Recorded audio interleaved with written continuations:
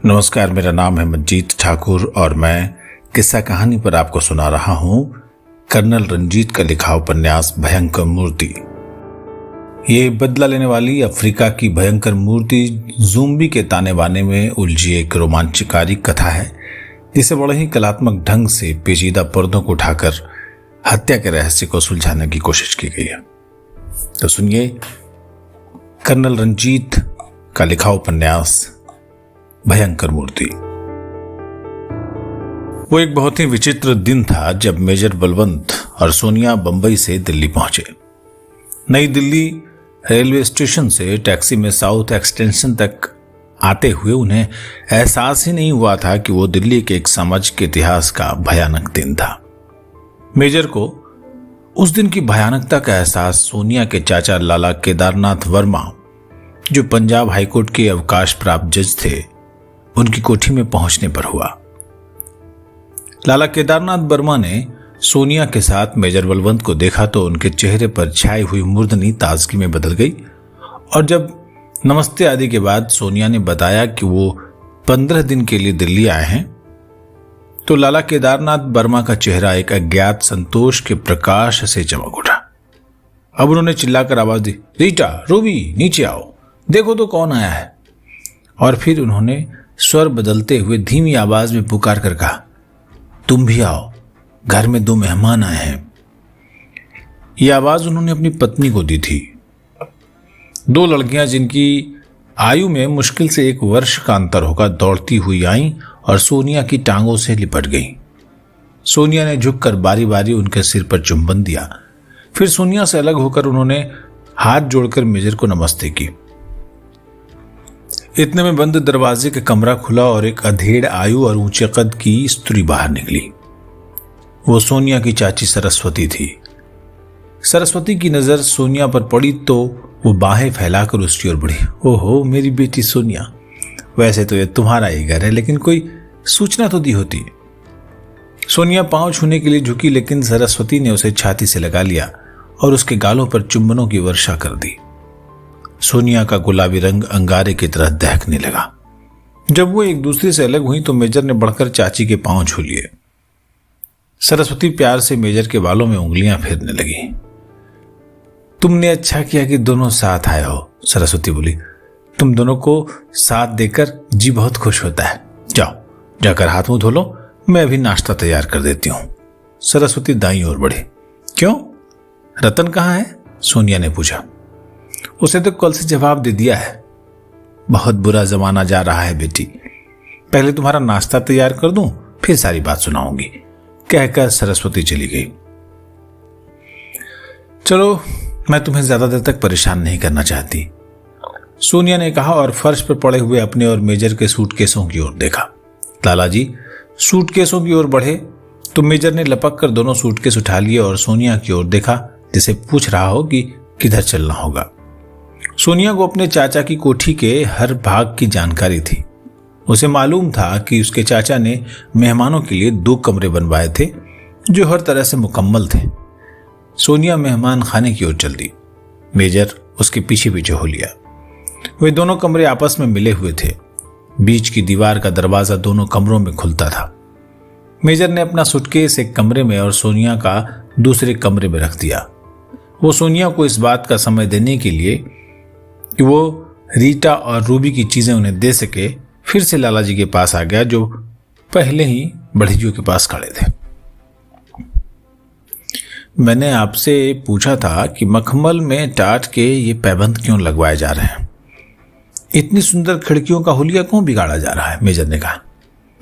अरे मैं ही इन खिड़कियों का हुलिया नहीं बिगाड़ रहा है।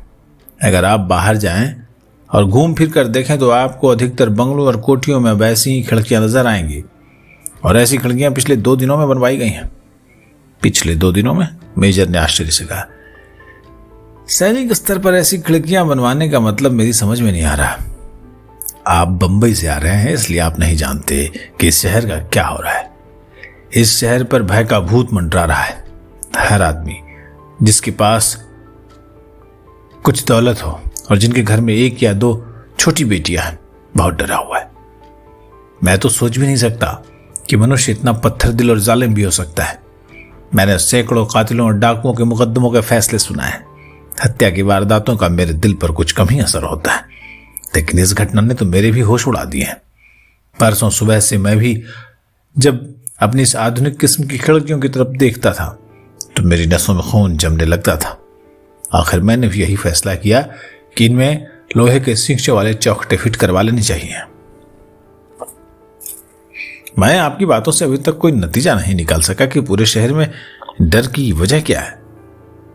अरे जरा ठहरिए, मैं अखबारों की कतरने लाता हूं, उन्हें पढ़कर आप सब कुछ जान जाएंगे। ये कहकर लाला केदारनाथ वर्मा ड्राइंग रूम की ओर बढ़े और कुछ क्षणों के बाद एक पीले रंग की फाइल उठा लाए। उस फाइल में पिछले 2 दिन के समाचार पत्रों की कतरने हरे रंग की डोरी से बंधी हुई थी। उन्होंने वो फाइल खोलकर मेजर के हाथ में दे दी और बोले, पुलिस अभी तक अंधेरे में कलाबाजियां खा रही है और अपराधी कहीं आजाद बैठा नए अपराध की योजना बना रहा है। मेजर ने फाइल में लगी अखबारों की कतरनें पढ़नी शुरू कर दी। पहली कतरन में एक ऐसा समाचार था जो कहानी के रूप में प्रकाशित किया गया था। सुंदर नगर के डी ब्लॉक में 112 नंबर के 2 मंजिला मकान के ऊपर की मंजिल में एक इंजीनियर श्री दया नारायण निगम रहते हैं। 112 नंबर का मकान सुंदर नगर के पिछवाड़े के जंगल के बिल्कुल सामने है और बाकी मकानों से अलग थलग है। श्री दया नारायण निगम को उस मकान के ऊपर की मंजिल किराए पर 17 दिन हो चुके हैं। वे झांसी से तब्दील होकर अपनी पत्नी और 10 साल की इकलौती बेटी मृणालिनी के साथ यहाँ आए थे। कल शाम उन्होंने मृणालिनी का जन्मदिन मनाया। अपने दफ्तर के अफसरों को यहाँ बुलाया जो मृणालिनी के लिए तरह तरह के उपहार लेकर आए। रात के 10 बजे तक खूब हंगामा रहा। श्री दया नारायण निगम को अंग्रेजी ढंग का जीवन पसंद है, इसलिए मृणालिनी को एक अलग कमरे में सुलाया जाता था जो पति पत्नी के सोने के कमरे के साथ का कमरा है। किसी नौकर या नौकरानी का अभी तक कोई प्रबंध नहीं हो पाया था। निगम बाबू की पत्नी बेटी को सुलाने के बाद सोया करती थी। कल रात मृणालिनी बड़ी देर तक अपने उपहारों से खेलती रही। 11 बजे उसकी माँ उसे सुलाकर अपने बिस्तर पर चली गई।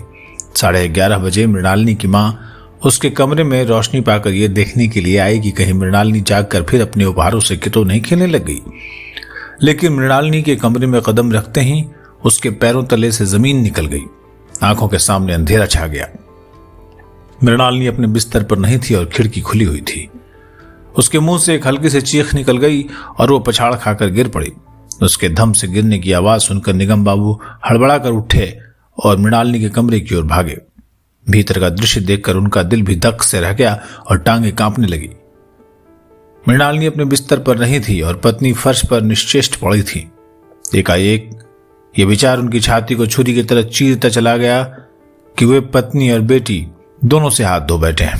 लेकिन वे तुरंत ही संभल गए और झुककर अपनी पत्नी की कनपटियां और तलुए सहलाने लगे। जब पत्नी ने कराहते हुए आंखें खोल दी तो वे खुली खिड़की की ओर लपके। उन्होंने खिड़की के नीचे दीवार से एक सीढ़ी टिकी हुई देखी। सारी बात उनकी समझ में आ गई। मृणालिनी का अपहरण कर लिया गया था। अब उनकी पत्नी पूरी तरह होश में आ चुकी थी और अपनी छाती पर धौथड़ मार मार कर रो रही थी। पड़ोसी एकत्र हुए तो उन्होंने देखा कि निगम बाबू को गहरी चुप्पी लग गई थी। उनकी पत्नी ही हिचकियां ले लेकर सारी कहानी सुनाती थी। एक पड़ोसी ने पुलिस को फोन किया। पुलिस आई और 1 घंटे तक छानबीन करती रही। उसे मृणालिनी के बिस्तर पर एक लिपस्टिक मिली जो मृणालिनी की मां की थी। लिपस्टिक पर मृणालिनी की उंगलियों के निशान थे। खिड़की के नीचे एक पुराना शेफील्ड का बना हुआ पेंसिल शार्पनर पड़ा था और सीढ़ी के पैरों के पास एक रबड़ पेंसिल पड़ी थी। निगम बाबू का बयान है कि दोनों चीजें मृणालिनी की नहीं थी। पुलिस उन मामूली चीजों के आधार पर किसी परिणाम तक नहीं पहुंच सकी। पुलिस का मत है कि आक्रमणकारी दस्ताने और फ्लीट बूट पहनकर आया था और मृणालिनी को सोते में या किसी दवा से बेहोश करके ले गया। मृणालिनी के कुछ कपड़े भी गायब थे, जिससे मालूम होता था कि आक्रमणकारी उसे उन्हीं कपड़ों में लपेट कर ले गया था। मेजर ने अखबार की दूसरी कतरन पढ़ी। वो समाचार पहले समाचार की ही एक कड़ी थी। इसे भी कहानी का रूप दिया गया था। मृणालिनी का अभी तक कोई पता नहीं चला। पुलिस अब इस परिणाम पर पहुंची है कि मृणालिनी का अपहरण किसी संगठित गिरोह का काम है, क्योंकि निगम बाबू ने कागज का एक पुर्जा पुलिस को दिया है जिस पर लिपस्टिक से मोटे मोटे अक्षरों में लिखा हुआ है कि अगर बेटी को जीवित पाना चाहते हो तो 20,000 रुपए लेकर पुराने किले के बड़े फाटक के सामने बरगद के पेड़ के नीचे कल शाम को 6 बजे पहुंच जाओ। अगर पुलिस को सूचना दी तो बेटी को जीवित नहीं पाओगे। पुलिस के ख्याल में लिखावट से यह सिद्ध होता है कि अपहरणकर्ता अधिक पढ़ा लिखा नहीं है, कोई कारीगर या मजदूर है। निगम बाबू को कागज का यह पुर्जा परसों ही मिल गया था। उन्होंने पुलिस से इसका भेद छुपाया था। वे 20,000 रुपए देकर अपनी बेटी प्राप्त करना चाहते थे। वे रुपया लेकर पुराने किले के सामने पहुंचे थे, लेकिन वहां कोई भी नहीं आया। उनकी नजरें अपनी इकलौती बेटी को ढूंढती रहीं। उन्होंने 2 घंटे तक प्रतीक्षा की और जब कोई भी मृणालिनी को वहां नहीं लाया तो निराशा उनके हृदय को नश्तर की तरह कचोटने लगी। वे सीधे पुलिस थाने पहुंचे और कागज का वो पुर्जा इंस्पेक्टर धर्मवीर सलूजा के हवाले कर दिया। मेजर ने फाइल लाला केदारनाथ वर्मा को लौटा दी और मुस्कुराते हुए बोला, अब मैं समझा कि आपने अपने नौकर रतन को क्यों जवाब दे दिया है और इन खिड़कियों में लोहे के सीखे क्यों लगवाए जा रहे हैं। लेकिन परेशान होने की जरूरत नहीं है। मेरे विचार में तो एक साधारण सी घटना है जो हर शहर में होती ही रहती है।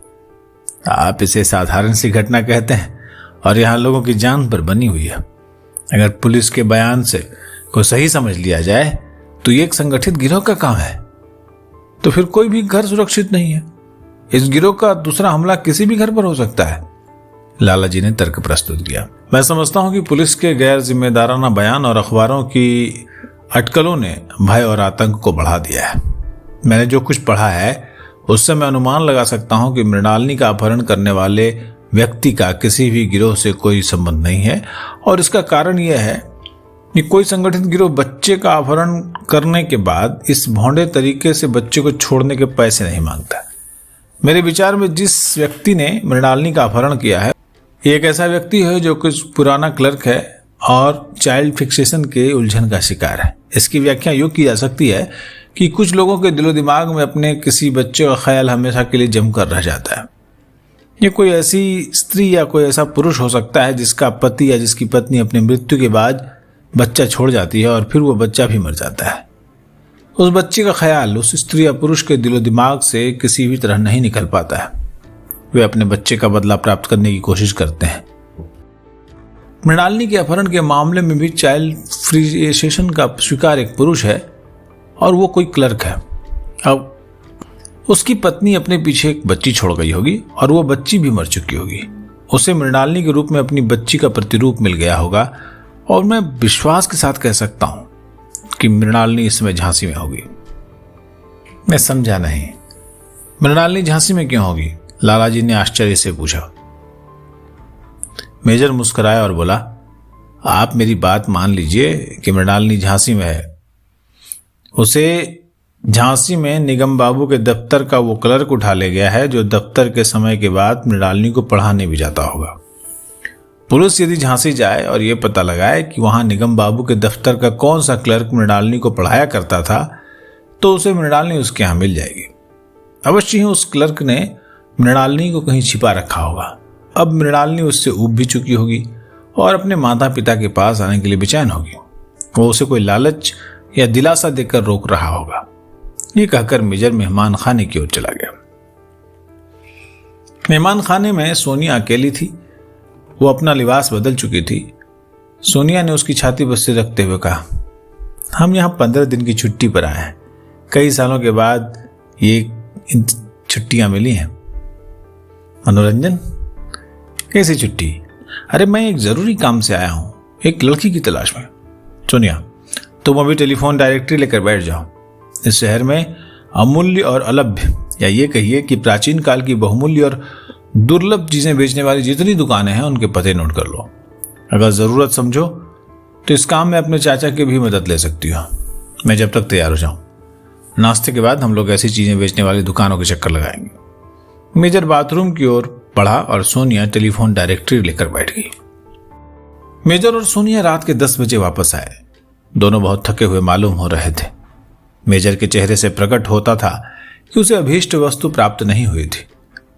मेजर बलवंत सुबह 8 बजे जगा तो सोनिया ने उसे बताया कि उसका चाचा इधर के 3-4 चक्कर लगा गया था, लेकिन उसे सोया हुआ देखकर बड़ी निराशा के साथ वापस चला गया था। वो शायद उससे मिलने के लिए बहुत ही बेचैन था। मेजर सोनिया के चाचा के पास जाने के लिए उठा तो दरवाजे के बाहर उसे कदमों की आहट सुनाई दी। दरवाजा बहुत धीरे से खुला और लाला केदारनाथ वर्मा दबे पांव भीतर आ गए। उन्होंने मेजर को जगा हुआ देखा तो उनकी बाहें खिल गई। निकट आकर उन्होंने मेजर के कंधे पर थपकी दी और बोले, आप जैसे इंसान इस संसार में कभी कभी ही मिलते हैं।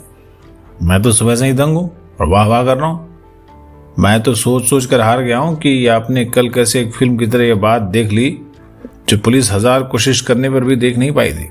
मृणालिनी मिल गई है और आपके कहने के मुताबिक झांसी में ही इस कलर क्या मिली है जो उसे रोज पढ़ाया करता था। इसका मतलब है कि दिल्ली की पुलिस काफी होशियार है। उसने भी मेरी तरह ठीक अनुमान लगाया, तभी तो वो तुरंत झांसी पहुंच गई। मेजर ने कहा। दिल्ली पुलिस की होशियारी की बात रहने दीजिए, लालाजी ने कहा। यह तो आपकी कृपा है। इंस्पेक्टर धर्मवीर सलूजा की प्रशंसा हो रही है और मेरे सिवा कोई नहीं जानता कि इंस्पेक्टर धर्मवीर के सिर पर सफलता का सेहरा आपने बांधा है। इंस्पेक्टर साहब हमारे पड़ोस में रहते हैं। कल सुबह जब आपने मृणालिनी के अपहरण की व्याख्या की तो मैं तुरंत उनके यहाँ पहुंचा। मैंने उन्हें आपसे हुई बातें बताई तो वे उसी समय तैयार होकर हवाई अड्डे पर जा पहुंचे। आज सुबह उन्होंने झांसी से फोन किया है कि मृणालिनी मिल गई है और क्लर्क सत्यनारायण शुक्ला के यहाँ मिली है। इंस्पेक्टर सलूजा बहुत प्रसन्न है। दिल्ली के पुलिस अधिकारियों में उनकी धाक जम गई है। वे आपसे मिलने के लिए बेचैन हैं। आज दोपहर तक अपराधी को अपने साथ लेकर दिल्ली पहुंच जाएंगे और मुझे उम्मीद है कि आते ही आपको धन्यवाद करने आएंगे। ये आपने अच्छा नहीं किया। हम यहाँ छुट्टियां बिताने आए हैं। मैं किसी को यह भी नहीं बताना चाहता कि मैं दिल्ली में हूं। लाला जी चले गए तो सोनिया ने कहा, आपने बेकार में अंकल का दिल तोड़ दिया। वे तो दूसरों को यह बताकर गौरव अनुभव करना चाहते हैं कि आप उनके यहाँ ठहरे हुए हैं और आप हैं कि। मेजर ने बात काटते हुए कहा, मुझे डर है कि यह मोहब्बत मुझे यहाँ किसी मुसीबत में डाल ले।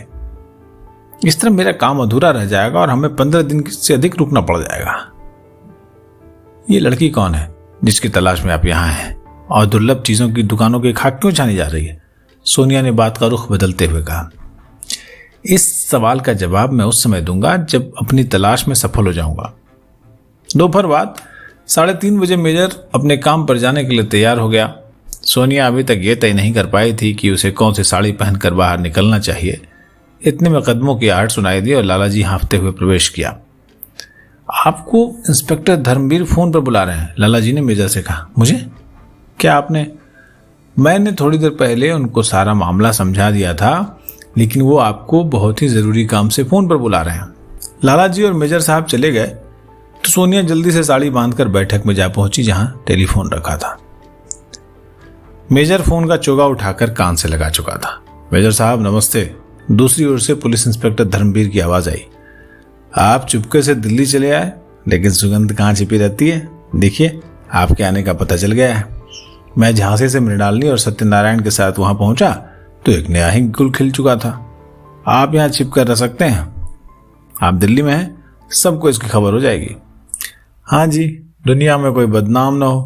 बदनाम आदमी से उसकी बदनामी पहले उड़कर पहुंच जाया करती है, मेजर ने कहा। अरे नहीं नहीं, ये तो हमारा सौभाग्य है कि आप हमारे शहर में आए, नहीं तो बाहर बिराने में कहाँ आती है। अरे रे, कहिए मुझसे क्या काम है? मेजर साहब, आप भी क्या कहेंगे कि सिर मड़ाते ही ओले पड़े। 1 घंटा हुआ है इंटरनेशनल म्यूजियम सुंदरनगर के मालिक दीवान सुरेंद्रनाथ अफ्रीकी देवी देवताओं की मूर्तियों वाले कमरे में मरे हुए पाए गए हैं। मैं यहाँ यानी इंटरनेशनल म्यूजियम में आधे घंटे से हूँ। अब तक की परिस्थितियों में इस नतीजे पर पहुंचा हूं कि यह हत्या की वारदात है। दीवान सुरेंद्रनाथ की मौत दुर्घटना से यानी सिर पर भारी मूर्ति गिरने से नहीं हुई है। खोजबीन के बावजूद कोई सुराग नहीं मिल रहा, इसलिए दीवान साहब की हत्या को दुर्घटना मान लेने के सिवा कोई और चारा नहीं। मैं बहुत सिर मार चुका हूं, प्लीज मदद कीजिए मेरी। बस आधे घंटे के लिए चले आइए। ये इंटरनेशनल म्यूजियम क्या चीज है? मेजर ने पूछा। अरे यहाँ प्राचीन देवी देवताओं की मूर्तियां उनके मूल रंग रूप के अनुसार तैयार की जाती हैं। उन्हें यहाँ बेचा भी जाता है और विदेशों में भी भेजा जाता है, इंस्पेक्टर ने उत्तर दिया। मेरा इंतजार कीजिए, मैं आ रहा हूं, मेजर ने कहकर फोन रख दिया। अब मेजर बलवंत जब म्यूजियम की ओर जाते हैं तब क्या होता है ये सुनिए अगले एपिसोड में।